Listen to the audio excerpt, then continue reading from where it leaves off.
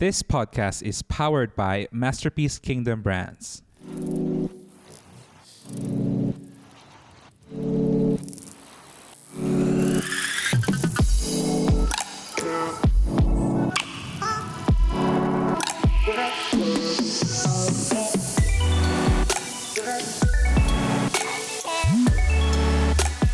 This episode is made possible by OhNothingNonprofit.org.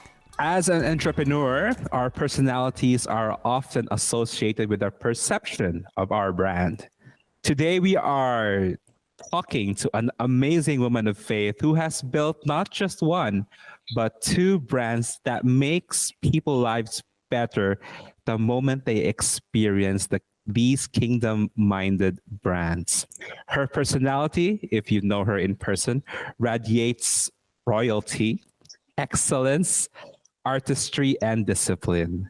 Please welcome to our podcast, author, entrepreneur, and founder of Rain Budget Curation and Oh Nothing Nonprofit, April Wesley. Hi, April. Hello, Norbs. I'm so excited to be speaking with you today. Thank you so much for being on our show, April. I have met you in person, and the moment I saw you, I knew that this woman is not an ordinary person. And it was so refreshing to meet that your heart actually reflects the kind of businesses and brands that you've built. So maybe if you can just tell us a little bit of a background of who you are and what you're doing, you can take it away. All right. So as Norb said, my name is April Wesley. I do have two brands, Rain Budget Curation and then also Oh Nothing. Rain Budget Curation is a subsidiary of my larger brand, which is Queenship Restored, which, Norb's did my book cover and has just been a huge part of that brand as well.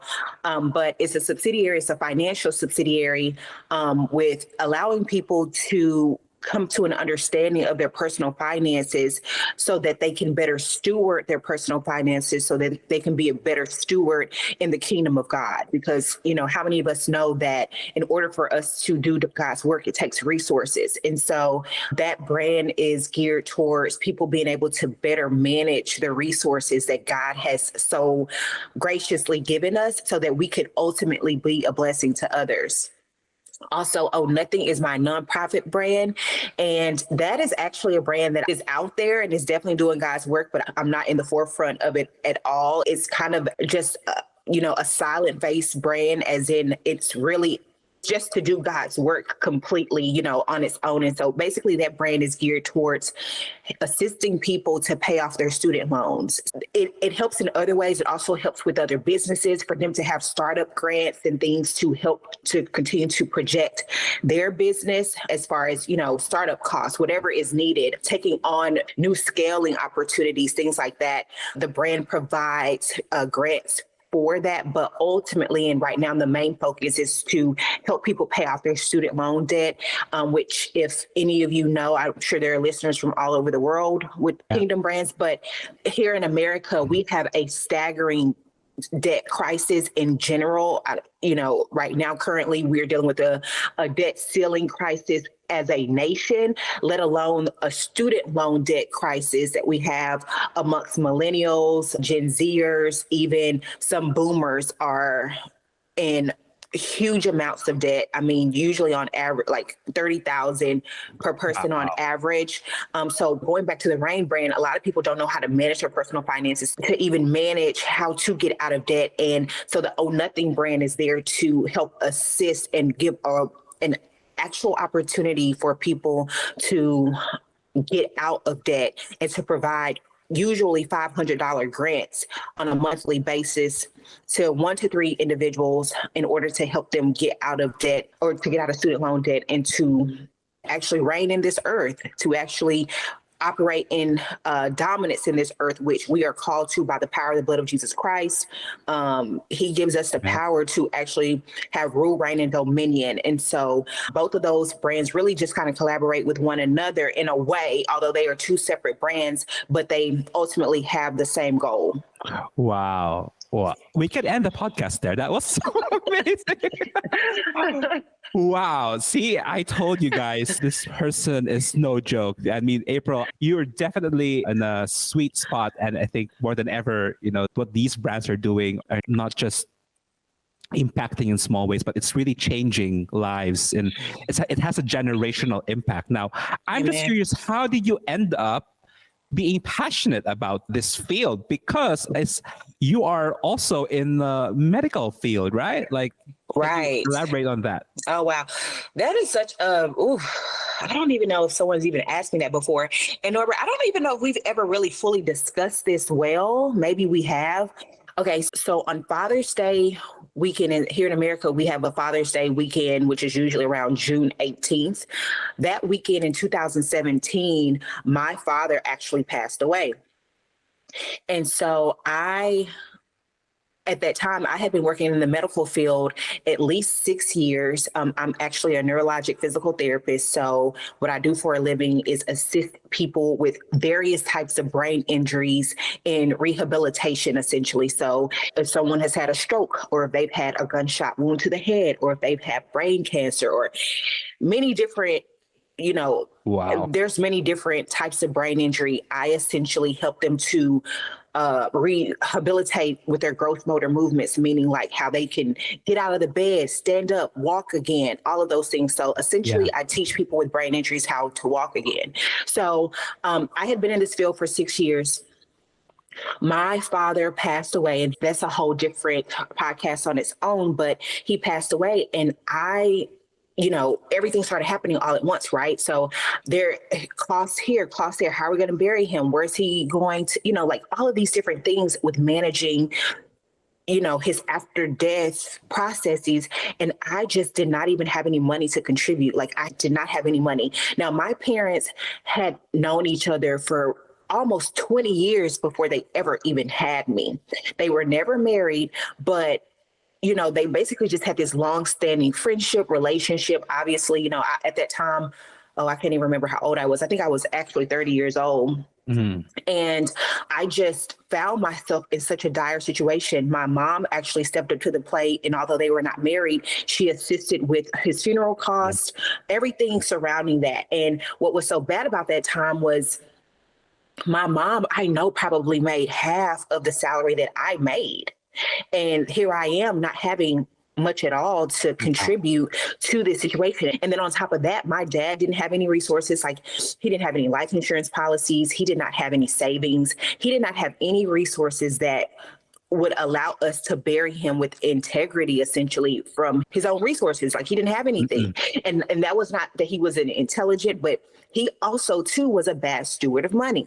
And so this is something that I had learned essentially generationally. My mother, before this time, I grew up seeing her spend almost everything, and my grandparents would just give us money freely. We just never had to be responsible for money. But by this time, my mother, had started getting her life together in different ways, and obviously had the money to help with this situation. So long story short, this just brought me to a place that I did not like. This was not God's best for me. Like, I should not be in this situation. My dad, went through his life and made the decisions that he made. But in his death, he almost blessed me the most, because his situation allowed me to realize that this was not okay. And I do not want to be any type of burden to the generations behind me. I want to be a blessing. And it completely just transformed my thought process about, being a woman, desiring to be a future wife, a future mother. How was I going to steward the finances of our household when I spent every dime that I had and could not even contribute to the most important situations in life, such as, life after death, as far as how can we continue to produce as a family when someone else has passed away? The Bible calls us to, provide for our children's children, to set up and steward for our children's children. So it was a full transformation that happened, I would say, over probably a 2 to 3 weeks time, where God just continued to bring understanding to me of what I was doing and what a poor steward I was. Wow. And so God I remember one day, like this was probably the day after my dad's burial ceremony. And it was a random Sunday. I didn't go to church that day. I had moved to Atlanta, Georgia already. And I was in Houston, Texas, because my dad got buried in East Texas, which is about 2 hours away. And I was at a friend's house. Well, I woke up that morning. For some reason on my YouTube algorithm, it had testimonies about people's experiences in jail. That's pretty intense. Yes. But God, in that time, just watching a video was just like, you are like them. You are also in jail, and you are in jail from debt. Wow. And he showed me how crazy of a situation my debt was at that time. In total debt, I was almost $500,000 in debt. I mean, it's staggering to even say it now, but I was. And essentially, God just showed me, he gave me different resources in order to learn about how to manage my finances properly, how student loan debt was probably one of my biggest things. And that relates back to me being in the medical field here in America. And especially generationally, people have taught and like younger individuals, go and get a steady job, go and be in the medical field, or be a lawyer, or be an engineer. And these are the only jobs. A certain formula, that a certain narrative said over and over and over again about what success looks like and how to achieve success. But here in America, most families cannot afford the staggering cost of college expenses. And so therefore, if you come from a low to middle income family, a lot of times you have to take out student loans. You don't have to. There are ways to pay for college. But at that time, I didn't know that. I just didn't know. And many of us just don't know. And so we took student loans out, not knowing the repercussions in the long term. So that is how those really just integrate. Although, like, I have the degree, I actually have a doctorate degree, all of these great things, everything was great on paper, but in my spirit, in real life, in the plans that God had for me, this was never his plan for me to be burdened by debt. And God gave me a reality in that moment of my father passing, and the reality that I needed to have a full 180 in my life, in my finances. It truly put me on the path to birth Rain. Wow. That's incredible how God can turn a very sad and depressing situation into, it's probably even more value now, because then the lives of the next generation will never be the same. Right. Okay, this is interesting. So what do you think, April? You said a lot about stewardship, right? And I think as business owners and as just as normal people, we have a relationship with money. What do you think is one of the areas that kingdom business owners or people fail in terms of handling money? Do you see a trend, or you see a pattern of, like, is it a mindset? What is it? Okay. I know that there are a lot of business coaches who teach about mindset, transformation, scaling, things of that nature.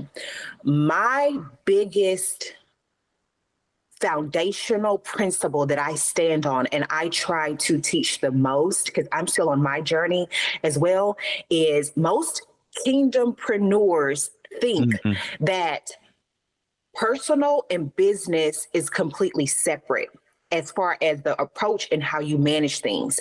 So I hear from kingdompreneurs or business entrepreneurs in general that, oh, I can build and scale this business and do well with this business, and it's going to do great, and I can manage everything financially well on my business side, and their personal finances look an absolute mess.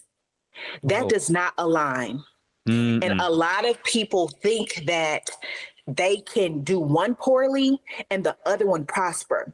And that's not God's truth. That's not alignment. God does not operate in that way. He's a God of order. So there is no way that you can have a flourishing business in the financial side. You are exceeding revenue. Everything is in order with the books, all of that. And your personal not be in the same place. The personal is the foundation, because if you cannot manage yourself and manage the way that you operate in your own home well in the area of finances, there is no way that you can have sustainability of excellence in your kingdom brand. Wow. That's and true. In your business brand. And a lot of people feel as if they can get away with murder, like they can do all of the wrong things and it just be a hot mess on one side, in the personal side. and be able to flourish well on the business side. If you do see greatness in the business side, it will only be there for a season and it will not be sustainable. Wow. And I think it's also applicable the other way around. You cannot also just be okay personally, but the business is also suffering, right? Right. I mean, I know that business in general has ebbs and flows, but what I'm saying is they should probably be a reflection of each other. Some people think that you can have one, I will just say this: kingdom brands cannot be sustainable when your personal financial situation is suffering, because it is the foundation. If God has given you the vision for the brand, if he's given you the instructions for the brand, all of these things, he is a God of order. He's not going to bless that entity and have you suffering at home, and it makes absolutely no sense at home. That's not alignment. That's not God's order. And a lot of times we are out of order. Yeah, that's true. All I wanted to say is that you hit the spot wherein, it doesn't mean that you're a kingdom brand or that you have God with you, that you're immune to that. Because we hear these stories about brands that are successful, but the marriage is like suffering, or the kids don't know the dad anymore, And even if you're a kingdom brand, you're not immune to that. And exactly, I think that's what you mean, like the alignment, because God is a God of order and wants things to prosper in all aspects, right? In all aspects. And I think that, and again, and I reiterate, if things are suffering at home, and not just on a personal relational level, but again, specifically with the finances, if you are seeing growth, if you are seeing success in the kingdom brand and your personal finances are suffering for whatever reason, that growth, that success will only last for so long on the kingdom brand. It will only last for so long because, again, the vision that God has given you comes through the vessel, it comes through the person, it comes through the founder slash CEO, if you are both things, but it comes through that founder and it exudes in the brand. As you said before with me, you saw who I am and it exudes in the brands that I've created. That's because God has given me that vision, that fullness, and that wholeness in order to operate in those areas. If I start to suffer on a personal level, not even just finances, on a personal level, you will see the brand suffer as well. It might look good for a moment, but over time, you will start to see the degradation. Wow. April, I have a question in terms of because we're talking about money here, and business, it talks about money a lot. And yes. I mean, our podcast and our heart in Masterpiece is always we are concerned about being profitable, but more than that, it's really about the purpose, how we serve, right? But I know sometimes it's hard to reconcile that in our heads. But if there is a struggling entrepreneur right now listening to us, someone who's really struggling with the finances in their personal life, what is your first advice to this person? Gosh, I would suggest, number one, and I hate when people say, oh, this is cliche to say, go and pray. That is our lifeline to the one who is the author and the finisher of our faith. So we must go to God with full vulnerability and humility and say, God, I am suffering. I actually don't know what to do. I know that you've given me a vision for X, Y, and Z, but I am suffering here. I'm down here in this area. Please talk to me in a way that you can only speak to me so that I know what to do next. Sometimes we run to or want to hear from mom, dad. We want to hear from this XYZ business coach, all of these individuals to give us a word when our foundational word came from God in the first place. Why don't we go back to him first? And we also need to be at peace that the answer may not come today. It may not come tomorrow. It may not come in a week, but be willing to wait on God's timing in the way that he needs to speak to us, because honestly, we probably need that cooling down point anyway to consecrate, to maybe go on a fast and just get all of the noise out. And I'm not talking about what the world calls a fast now, which is, I'm going to be on social media. I'm not going to drink coffee today. All of these things. I'm talking about no food, and really go before God and hear from God and allow for Mhm. him to speak to you, maybe from a 6 to 6 time period, or 6 a.m. to 6 p.m. time period, a 6 a.m. to 3 p.m. time period. These are practical things that we have forfeit in humanity these days, when these are godly principles that allowed for transformation to happen Wow. in lives of many people in the Bible. Wow. It's so interesting because, we're talking about finances and we're talking about if you're in a financial trouble, what do you do? And I thought you were going to say something like you need to save this percentage, whatever, from your money. But hey, it's so fascinating that the answer is no. You go back to God, open up and ask. The foundational principles, because I cannot give a blanket statement for everybody. If you call me in a situation, I would give you advice tailored for you. I cannot give a general piece of advice and say, okay, first of all, stop there, save $10,000, do X, Y, Z. That may not be your issue. That may not be your need. When you are in a position in your company that has $10 million on the line, $10,000 is not going to be a blanket statement for you and help you. No, you need specific strategy from the one that can help you. And to me, when you seek God specifically about strategy in the ways that will benefit your brand, he will send people your way. It will be just such a setup from God that you cannot deny. This is his will for your life, and this is the way that I must move in this situation. And I think that, again, we always try to resource people on our own terms, in our own way, when God truly has all the answers and will guide you and set things up in your life to show you exactly which way you need to go.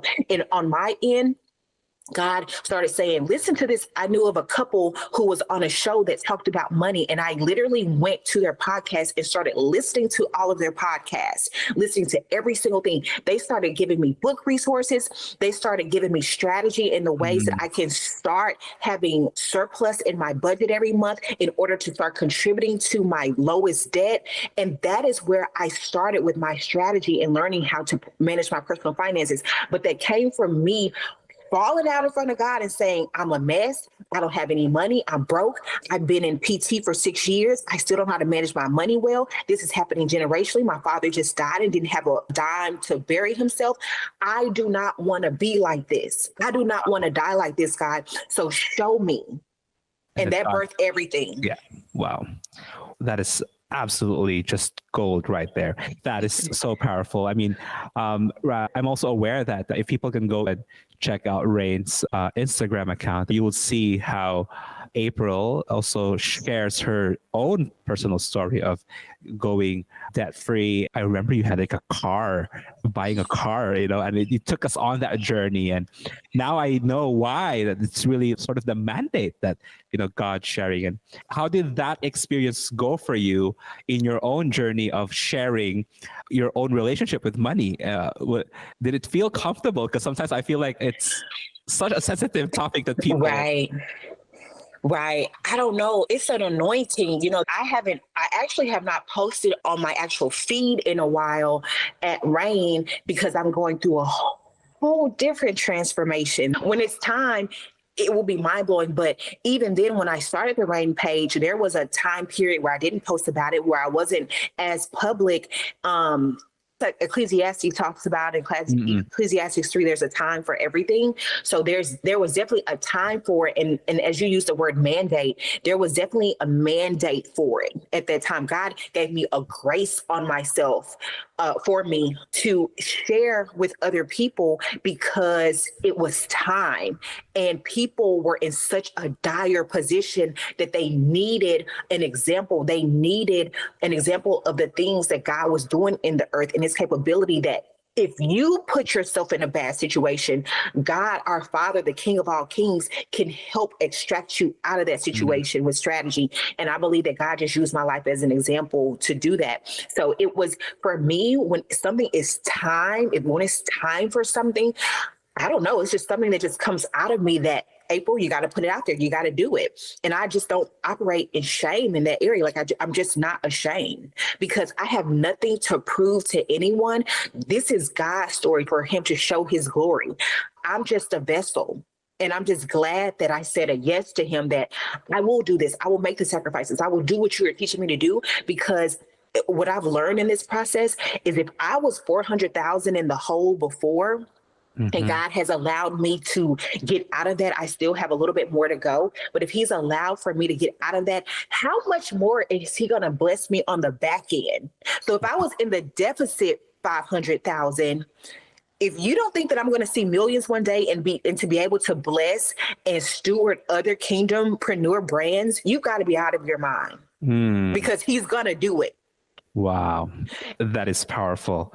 Wow, April, you've literally took us by storm, and we love talking about this because I think we, as faith people, sometimes we have a very healthy or an uncomfortable relationship when we talk about money, which I think is ridiculous because the Bible talks about money so many times. So many times. Right. So my last question would be, how would you encourage our kingdompreneurs who are listening to us, and what should their relationship with money look like?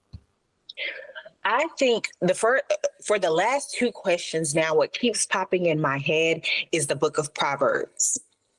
Okay. Proverbs gives us so much wisdom in general about relationships, but particularly about managing our resources. A lot of times, in the Bible, most people had resources in the Bible. They didn't have the USD. They didn't have the euro. They didn't have the Great British Pound. They didn't have these things at that time. But essentially, God was speaking about money, and he was teaching us how to have a mindset and strategy to manage that. And I think, again, if you go back to the source, who is the author of and the finisher, Jesus Christ, like if you go back to God and say, God, show me these things. He's already written a specific book in the Bible that really tells us how to do these things. And I think meditating on his word day and night, like I'm going through Proverbs again for I don't know how many times now, right now, in order to have this mindset that God wants me to have about money. And everything, it talks about the Bible, seek his kingdom and his righteousness, and everything will be added unto you. Seeking his kingdom is going to his source, his book of rules, which is the Bible. Book of Proverbs plainly gives us so many gems, and everything else, I believe, once you read that, once you get that into your spirit, man, everything else will be added unto you. So I don't have a full blueprint for everyone's journey. I just don't. But I'm big on foundation. I'm big on laying things brick by brick and doing it right and staying in alignment. I've even been out of alignment, honestly, for the past year, and God is getting me back in alignment, and I will share that when it's time. But I've had to go back to the foundation. So if you're stuck in your journey, if you are unsure of which way you should go or how you should be processing things, go back to the foundation, go back to the basics. Absolutely. And I promise you, you will have a refreshed outlook on the path that you should be taking. Wow. The strategy is scripture. Yes. Wow. Amazing. Going back to the source, the author and the finisher, because if he does not start a kingdom thing without finishing it. So if you feel stuck in the middle, go back to the finisher. If he was the author of it, if he started it, go back to the one that can also finish it. Wow. That's profound. Very, very profound. April, it has been an amazing conversation, and thank you so much for all the wisdom. Thank you for being vulnerable, for sharing your heart out. And how can our listeners and viewers connect with you and with your brands? So you can go on Instagram. I think that's the easiest way. My personal Instagram page is April D. Wesley. I don't mind people sending, DMs or anything like that with contacting me. From there, you can find in my bio the brands associated with it. So at Queenship Restored, at Rain Budget Curation. Again, like Oh Nothing is a silent brand for me. So at Oh Nothing as well. But Yeah, so I'm out there. Wow, thank you so much. And guys, I'm sure your notebooks are already filled with all the wisdom that we got today. And thank you so much, April. And until Thank next you, time. Norbs. Yes, until next time. Thank you for having me. Thank you for joining us. Today's podcast episode was brought to you by OhNothingNonprofit.org.